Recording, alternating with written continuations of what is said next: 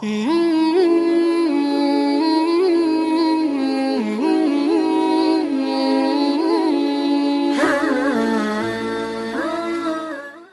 اللہ الرحمن الرحیم۔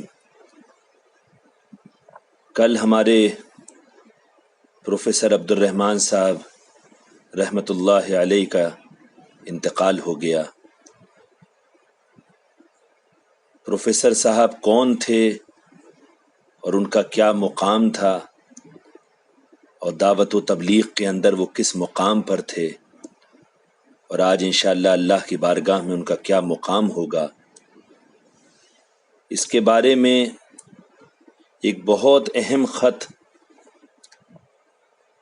جو کہ ہمارے اس دور کے ایک ولی اللہ، جن کے بارے میں یہ کہا جاتا ہے کہ صحابہ کی ایک شکل اور ایک عکس اس دور میں دیکھنا ہو تو ان کو دیکھ لیں، حضرت مولانا سعید احمد خان صاحب نور اللہ مرقدہ نے 30-31 سال پہلے ایک خط پروفیسر عبد الرحمن صاحب کو لکھا تھا، جس وقت پروفیسر صاحب ریاض میں مقیم تھے۔ تو 30-31 سال پہلے کا یہ خط ہے، اور عجیب و غریب خط ہے یہ۔ آپ تمام حضرات سے درخواست ہے کہ بہت غور سے دماغ لگا کر، ذہن لگا کر، پوری یکسوئی کے ساتھ اس خط کو سنیں، کیونکہ ایک ایک جملہ اس کا بڑا قیمتی ہے۔ مکرم و محترم جناب پروفیسر عبد الرحمن صاحب زیدہ مجدہ، السلام علیکم ورحمۃ اللہ وبرکاتہ۔ یہ 7 ربیع الثانی 1410 ہجری کا خط ہے، جو کہ تقریباً آج کی ڈیٹ کے حساب سے 1989-90 کا یہ خط ہے۔ آپ کا گرامی نامہ میں ہدیہ 100 ریال کے پہنچا۔ یہاں مال سے زیادہ آپ کی ضرورت ہے۔ آپ نے بہت سے آدمیوں کے نکلنے کی خبر تو سنائی، لیکن خود اپنے نکلنے کی کوئی خبر نہ سنائی۔ بندے کے نزدیک آپ کا نکلنا 100 آدمیوں کے نکلنے سے زیادہ اہم ہے۔ اللہ تعالیٰ نے جو استعداد آپ کے اندر رکھی ہے کہ ہزاروں کو دین کا داعی بنا سکتی ہے، یہ استعداد اس زمانے میں بہت کم لوگوں میں پائی جاتی ہے۔ اگر 4 آدمی جماعت بن کر اس کام کے لیے چاروں بر اعظم یعنی 4 کانٹیننٹس میں پھر جائیں، یعنی ایشیا، امریکہ، افریقہ اور آسٹریلیا، تو بندے کو اللہ کی ذات سے امید ہے کہ پوری دنیا کے مسلمان نوجوان دین کے داعی بن کر پورے باطل پر غالب آ سکتے ہیں، اور وہ 4 یہ ہیں۔ اگر 4 آدمی جماعت بن کر اس کام کے لیے چاروں بر اعظم میں پھر جائیں، یعنی ایشیا، امریکہ، افریقہ اور آسٹریلیا، تو بندے کو اللہ کی ذات سے امید ہے کہ پوری دنیا کے مسلمان نوجوان دین کے داعی بن کر پورے باطل پر غالب آ سکتے ہیں، اور وہ 4 یہ ہیں: بھائی فاروق بنگلوری، بھائی بلال صورتی مقیم جدہ، ڈاکٹر خالد صدیقی علی گڑھ والے، اور آپ یعنی پروفیسر عبد الرحمن صاحب۔ بندے کو اللہ کی ذات سے قوی امید ہے کہ ان سے اللہ تعالیٰ کام لیں گے، جن میں سے 2 تو محنت کے میدان میں خوب ہیں، مگر 2 کاروبار کے جال میں پڑ کر کچھ کمزور ہو رہے ہیں۔ جیسے شیروں کو جنگل سے پکڑ کر چڑیا گھر میں بند کر دیا ہو، گو ان کو چڑیا گھر میں گوشت خوب کھانے کو ملتا ہے، کبھی ان پر بھوک نہیں آتی، لیکن جو جنگل میں آزادی اور بہادری اور عمدہ ہوا اور طبیعت میں شادگی ہوتی ہے، وہ چڑیا گھر میں نہیں ہو سکتی۔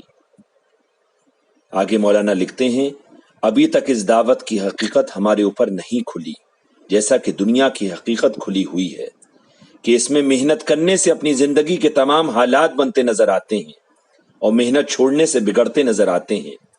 جب دعوت کی حقیقت ہمارے اوپر کھل جائے گی تو ہمیں اس محنت میں آخرت اور دنیا دونوں بنتی نظر آئیں گی۔ اللہ تعالیٰ نے ہر زمانے میں اس محنت کرنے والوں کو کامیاب کیا ہے۔ آخر میں صحابہ رضوان اللہ علیہم اجمعین کو بھی پوری دنیا کے مقابلے میں کامیاب کیا، لیکن آج ہمیں اس کا یقین نہیں آ رہا۔ قرآن کریم کے قصے پڑھتے ہیں، مگر ان سے دل متاثر نہیں ہوتا۔ اور ان کا یقین دل میں نہیں بیٹھتا۔ جنت و دوزخ کے حالات بھی ہمیں متاثر نہیں کر رہے۔ قیامت کے واقعات جو قرآن کریم میں بیان کیے گئے ہیں ہمارے لیے غیر مؤثر ہو گئے، جس کی وجہ یہ ہے کہ حدیث پاک میں حضور پاک علیہ الصلاۃ والسلام کا ارشاد آیا ہے کہ مسلمانوں کے دماغوں پر دو نشے آ جائیں گے۔ حدیث پاک میں حضور پاک صلی اللہ علیہ وسلم کا ارشاد آیا ہے کہ مسلمانوں کے دماغوں پر دو نشے آ جائیں گے، ایک جہالت کا، دوسرا مالداری کا۔ ایک جہالت کا، دوسرا مالداری کا۔ خدا کی پکڑ سے جاہل ہو جائیں گے اور جاہل پر خوف نہیں ہوا کرتا۔ خدا کی پکڑ سے جاہل ہو جائیں گے اور جاہل پر خوف نہیں ہوا کرتا۔ دوسرا مالداری کا نشہ آخرت کو ذہن سے نکال دیتا ہے، اور ان دونوں نشوں کا علاج سوائے دعوت کے اور کچھ نہیں۔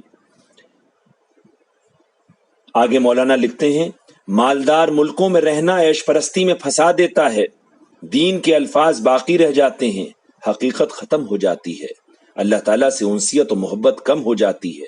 ایسے ہی حضور پاک صلی اللہ علیہ وسلم کی محبت اور آپ کے طریقوں کی محبت گھٹ جاتی ہے اور دھوکے والی زندگی میں چلنے لگتے ہیں۔ جب اللہ تعالیٰ کی طرف سے کوئی پکڑ آ جاتی ہے تو دعائیں بھی کام نہیں کرتی، یہاں تک کہ ان کے بارے میں اہل اللہ کی دعائیں بھی بے اثر ہو جاتی ہیں۔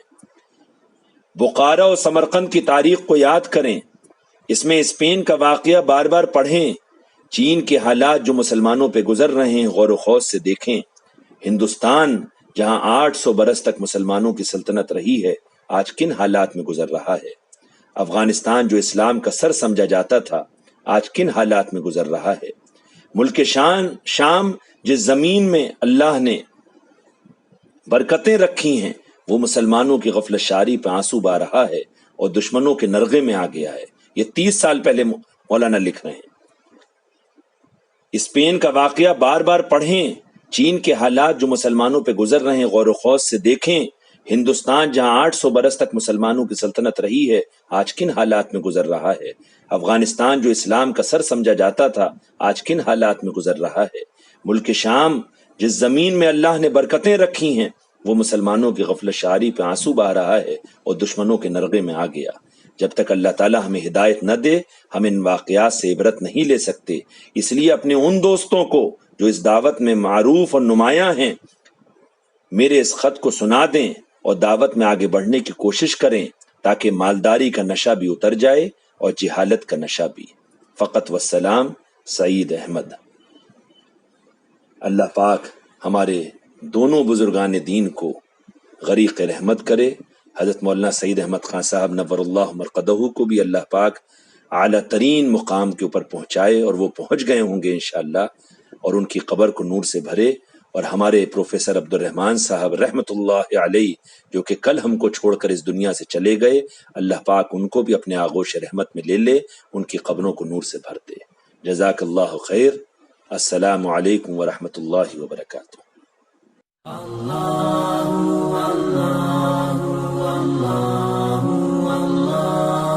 Allah